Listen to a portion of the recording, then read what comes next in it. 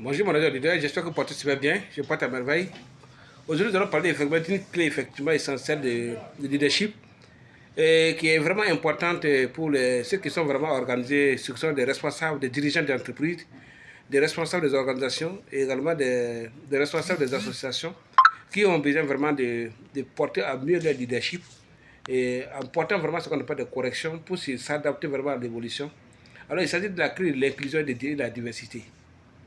La clé de l'inclusion fait appel effectivement à ce qu'on appelle fait ce qu'on appelle le partage des responsabilités qui implique vraiment ce qu'on appelle les femmes comme les hommes au haut niveau du sommet de la direction pour que chacun puisse partager vraiment son expérience, ses compétences et en fait que vraiment que ça puisse aller de mieux parce qu'il ne faut pas faire de l'exclusion, c'est-à-dire ce que ça veut dire et faire de sorte que ceux qui ont des compétences puissent mériter, que la méritocratie prévale, que ce soit une femme ou non, un homme qui vraiment mérite vraiment ce que la gestion, alors qu'on lui accorde vraiment la responsabilité pour apporter vraiment ses touches, afin que les objectifs soient réalisés.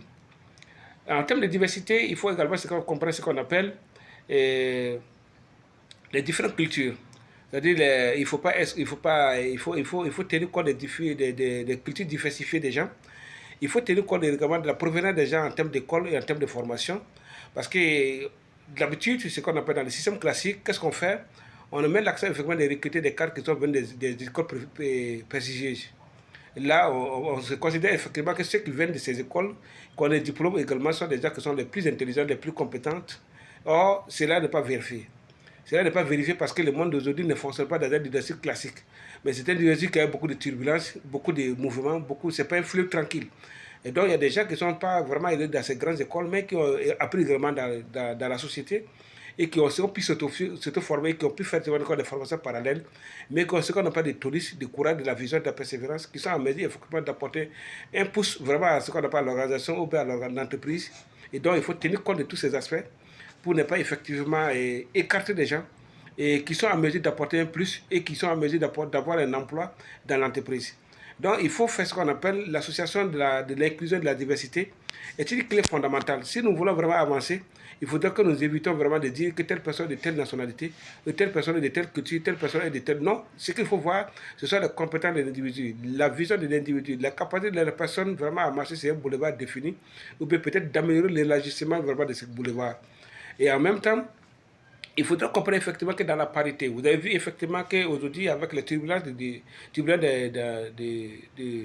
la technologie, de la science, nous avons vu effectivement que les entreprises ont commencé à réduire leur durée de vie. C'est-à-dire que nous sommes partis des entreprises qui étaient pouvaient atteindre facilement 25 ans, 30 ans, 40 ans avant de mourir, sont aujourd'hui exposés vraiment à 10 ans ou bien 11 ans de survie pour pouvoir survivre. Parce que tout simplement, la turbulence est de très grande, la concurrence est de taille et que donc à tout moment, il y a des changements qui peuvent apporter vraiment, de sorte que vous ne pouvez pas ne pas résister. Donc, il faut impliquer les gens, il faut impliquer la connaissance des gens, il faut impliquer vraiment l'espérance des gens, il faut impliquer la capacité des gens à innover, à anticiper pour que votre entreprise puisse résister. Et là, à ce niveau, on peut en trouver au niveau des femmes. Donc, la parité que vous avez vue aujourd'hui, que vous regardez par exemple au niveau des statistiques vraiment en France, que vous voyez effectivement que ce n'est que 17% seulement des femmes qui sont représentées au niveau du haut niveau des dirigeants.